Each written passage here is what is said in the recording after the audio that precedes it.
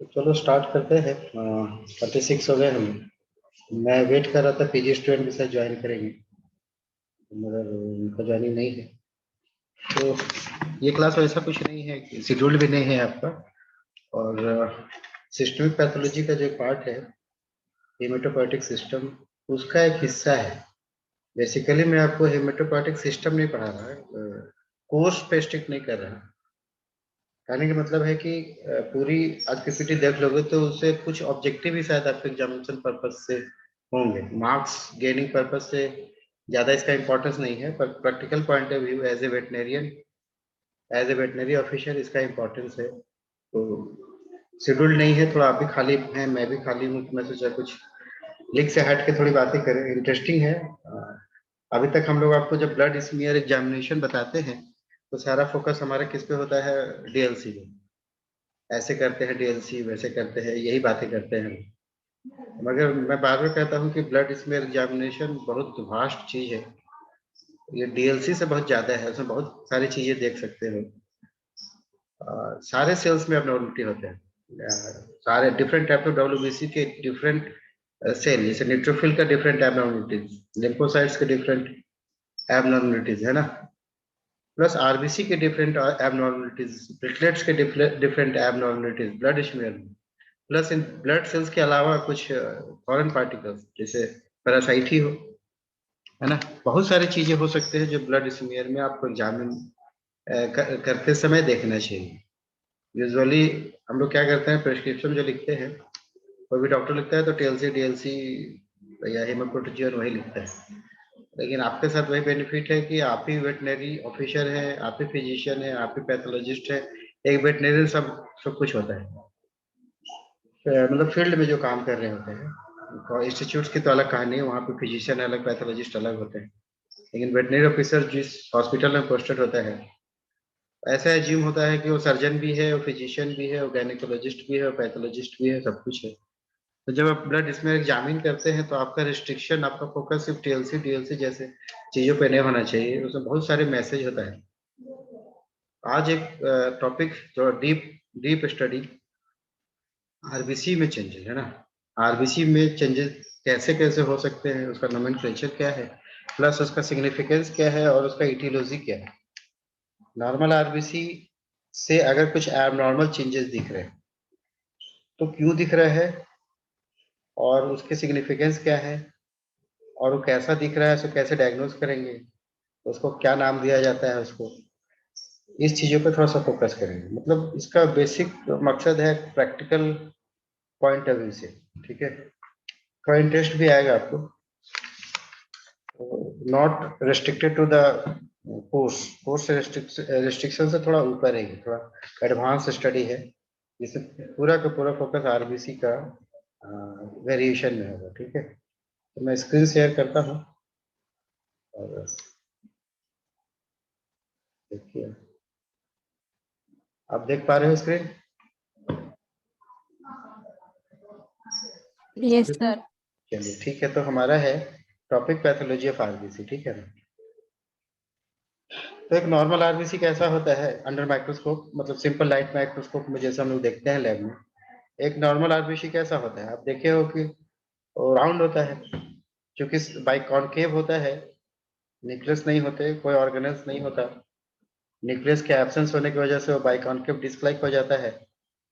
और जैसा दिखता है वो आपको माइक्रोस्कोप के अंदर, तो पेरीफेरी पे थोड़ा सा डार्क कलर लेता है और सेंटर में लाइट कलर लेता है, ठीक है। तो ये लाइट कलर जो सेंटर का है, that is due to central depletion और ड्यू टू बाई कॉन्केविटी, आसानी से लाइट रेज पास हो जाते हैं। प्लस वहाँ पे हीमोग्लोबिन कंसंट्रेशन कम होगा सेंटर में, चूंकि स्पेस ही नहीं हीमोग्लोबिन को ऑक्युपाई करने के लिए ड्यू टू बाई कॉन्केविटी। उस एरिया को हम लोग बोलते हैं सेंट्रल पैलोर। ये सेंट्रल पैलोर एक आरबीसी का टोटल सरफेस एरिया का 1/3 से ज्यादा नहीं होना चाहिए, कम भी नहीं होना चाहिए, ज्यादा भी नहीं होना चाहिए, ठीक है। अबाउट 1/3 होना चाहिए सेंट्रल पैलोर आरबीसी का टोटल सरफेस एरिया का, ठीक है। ये जो रेडनेस आता है माइक्रोस्कोप के अंदर, और that is due to haemoglobin present in the cytoplasm, और कोई ऑर्गेनल्स नहीं होता, कोई न्यूक्लियस नहीं होता। अबाउट 6 to 8 माइक्रोन होते हैं।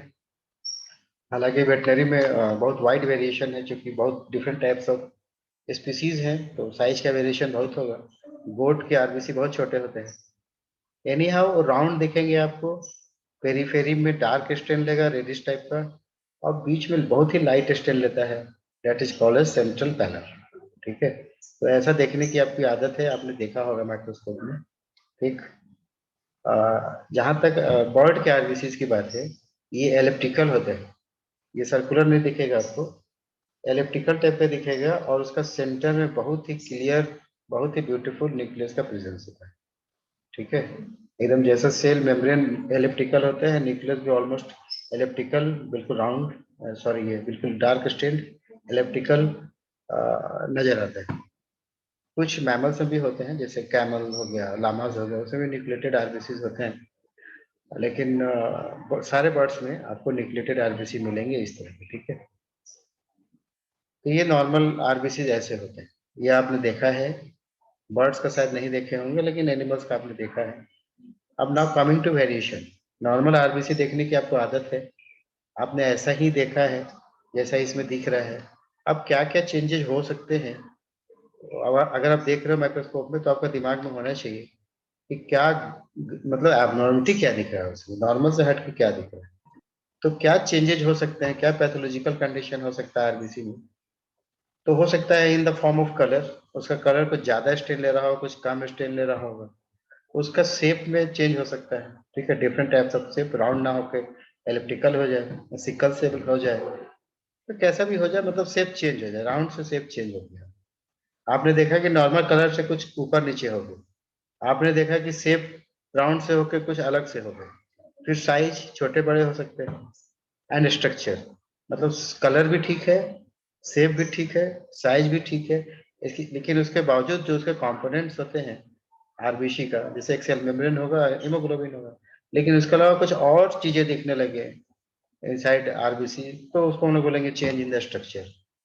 पैटर्न में भी डिफरेंस हो सकते हैं, चेंजेस हो सकते हैं, तो चेंजेस हो सकते हैं आरबीसी में डिफरेंट टाइप्स के, in the form of colour, shape, size and structure. एक एक करके हम लोग बातें करेंगे।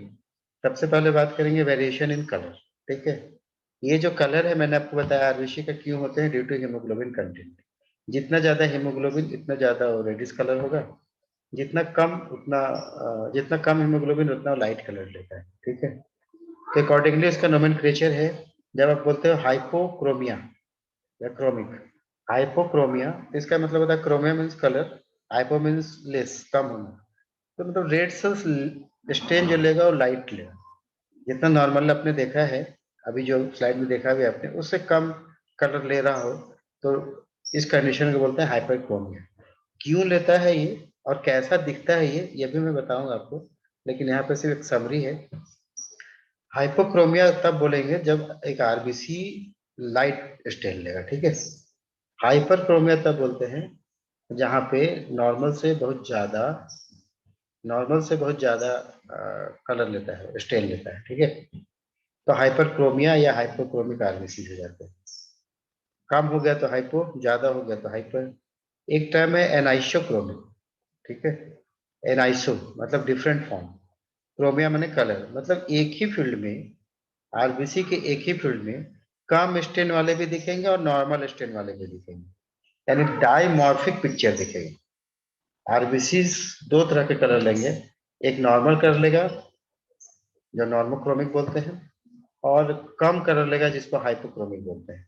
तो इस तरह का जो डायमॉर्फिक पिक्चर होगा उसको हम लोग बोलते हैं आइसोक्रोमिक, एनाइसोक्रोमिक। ठीक है, एनाइसोक्रोमिक। नेक्स्ट टर्म आता है इसमें पॉलीक्रोमेटोफिलिया।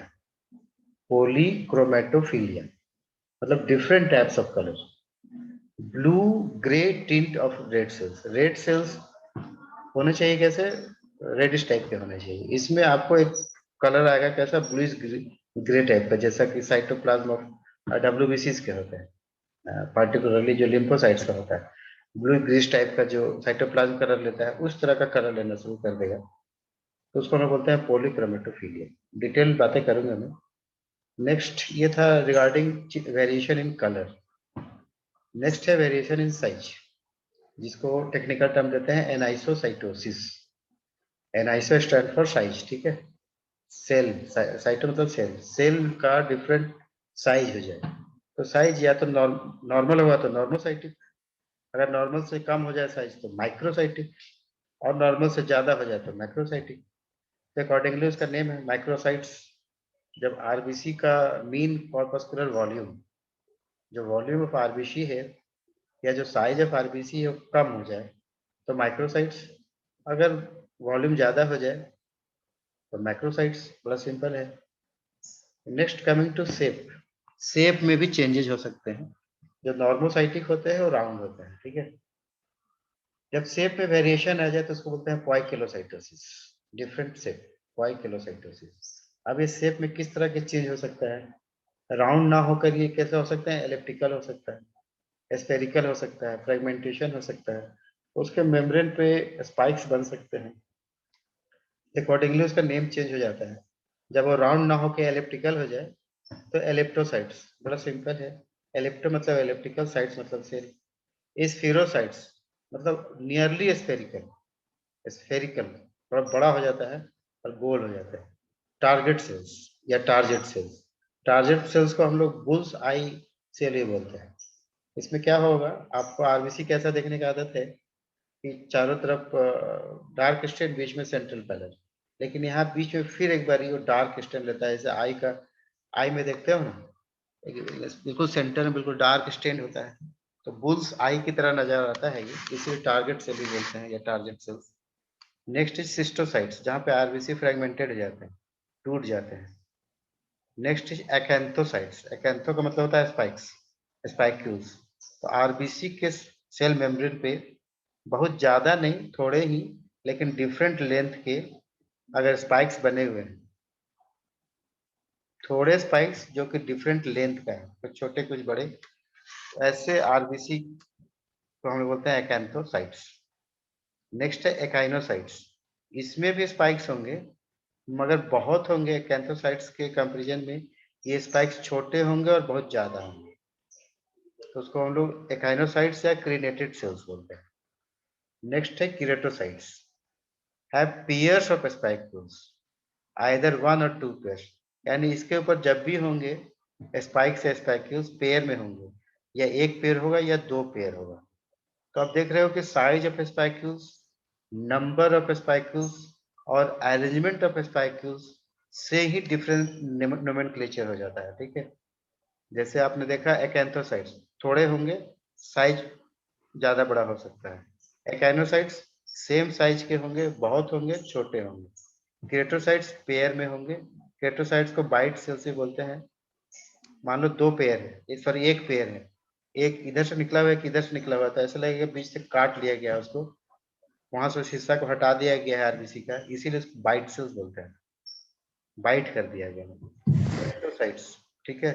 ये थीन रेड सेल्स, ये बहुत पतले होते हैं और उसका अनस्ट्रेंड मतलब सेंट्रल पैरल बहुत ज्यादा हो जाता है, सेंट्रल पैरल बहुत बड़ा हो जाता है।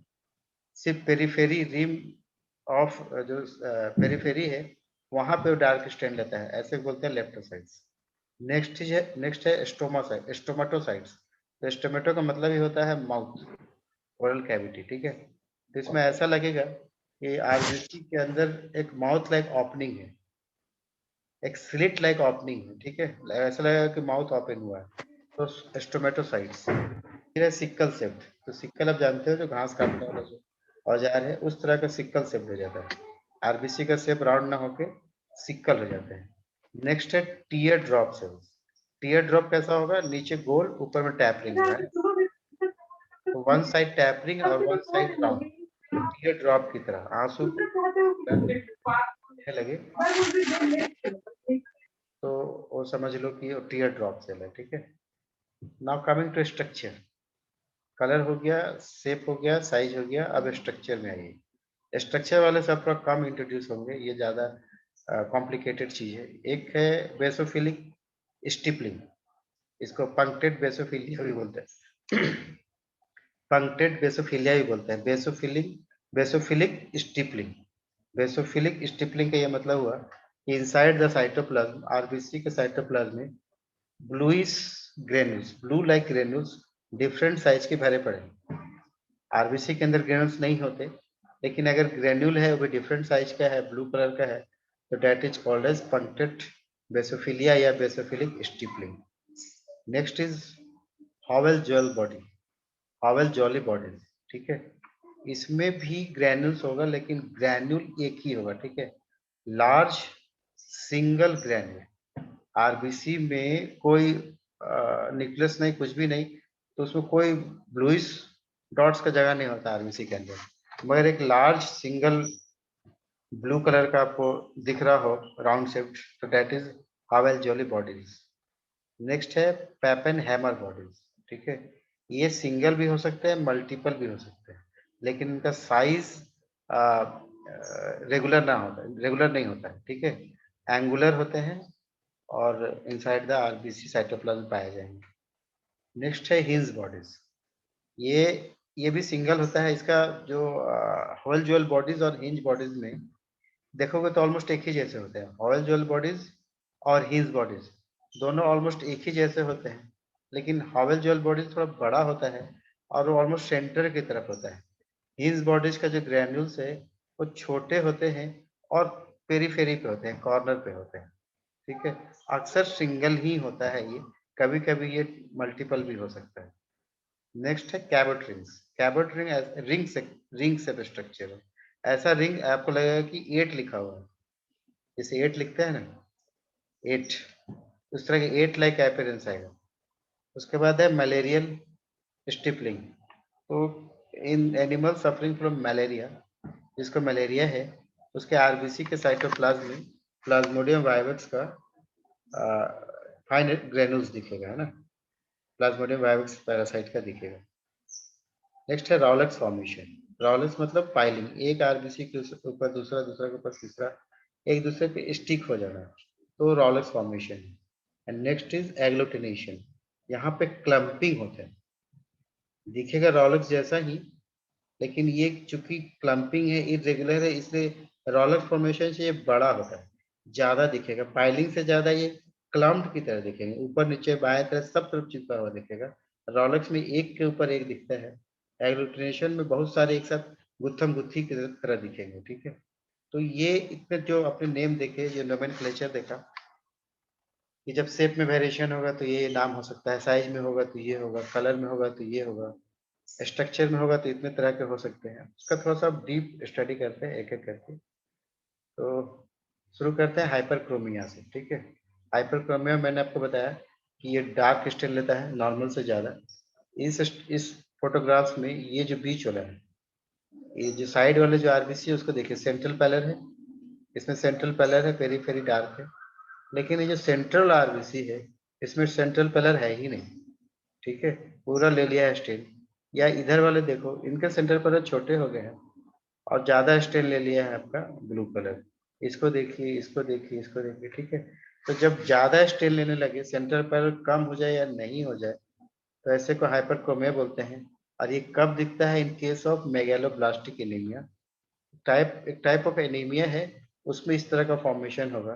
प्लस ये हेरिडिटरी डिफेक्ट भी हो सकते हैं, डेट इज कॉल्ड एज एस्फेरोसाइटोसिस। ये हेरिडिटरी डिफेक्ट है, जेनेटिकल डिफेक्ट है। तो इन case of anaemia and in case of genetic disorder, hyperchromic RBC दिख सकता है।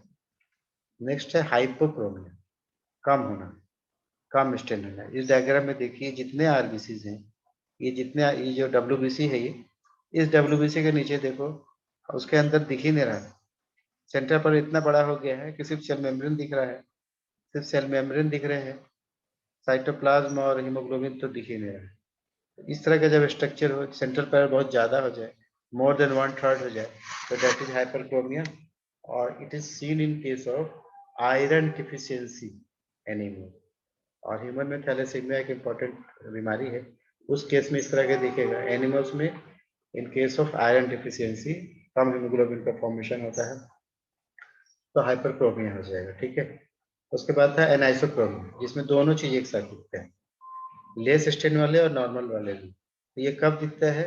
इन केस ऑफ साइड्रोब्लास्टिक एनीमिया, एक टाइप ऑफ एनीमिया है, और सम वीक्स आफ्टर आयरन थेरेपी, कभी कभी आयरन का दवा दिया जाता है एनिमल्स में, या ब्लड ट्रांसफ्यूजन होता है, उसके कुछ समय के बाद आपको इस तरह का पिक्चर, डायमॉर्फिक पिक्चर दिखेगा, ये जैसे हो गया हाइपोक्रोमिया, ये हो गया नॉर्मोक्रोमिया, ठीक है, ये सब नॉर्मल है, और ये हो गया हाइपोक्रोमिया।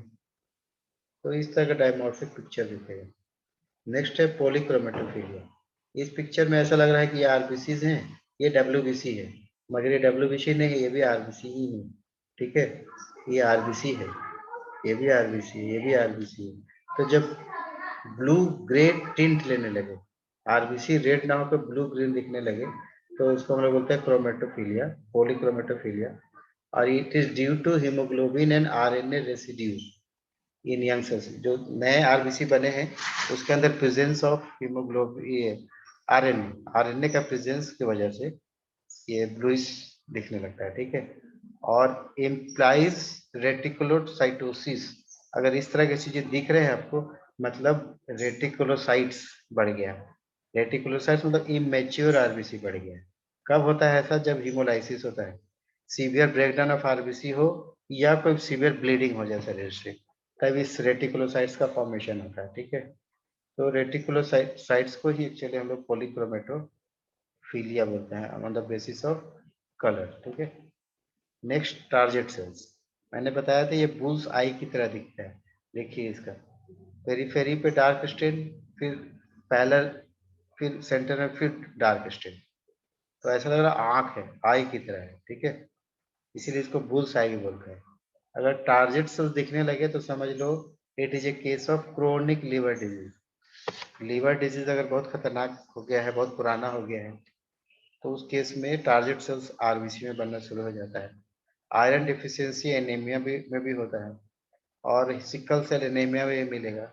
और एनिमल से स्प्लीन को रिमूव कर दिया जाए, स्प्लीनेक्टोमी कर दिया जाए, सर्जरी से स्प्लीन हटा दिया जाए,